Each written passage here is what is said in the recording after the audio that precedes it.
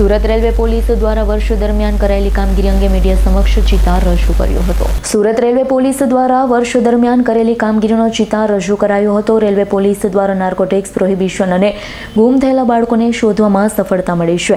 તો આ વર્ષ દરમિયાન રેલવે પોલીસ દ્વારા 174 મોબાઈલ ફોન શોધી કાઢવામાં આવ્યા. સુરત શહેર અને ડિવિઝનમાં મળી 320 જેટલા મોબાઈલ રેલવે પોલીસે વર્ષ દરમિયાન શોધી કાઢ્યા.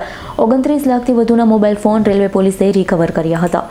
આજે સુરત રેલવે પોલીસ સ્ટેશનનો વાર્ષિક ઇન્સ્પેક્શન રાખવામાં આવેલું છે.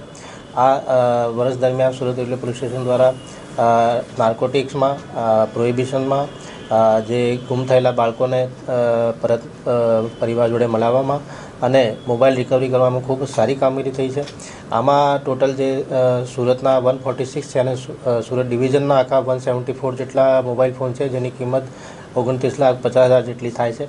અને આજે અમારી તરફથી જે 174 પરિવાર છે એમને અમે લોકો નવા વર્ષની ભેટ આપી રહ્યા છે. અને 13 તુસ્કો અર્પણ જે ગુજરાત સરકારનો પ્રોગ્રામ છે એના હેઠળ અમે 174 ફેમિલીઝને આજ સાંજે બધા મોબાઈલ જે છે એ રિટર્ન કરવાના છે.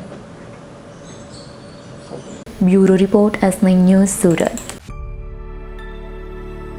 અમારી તમામ માહિતીથી અપડેટ રહેવા માટે જોડાયેલા રહો S9 ન્યૂઝ સાથે.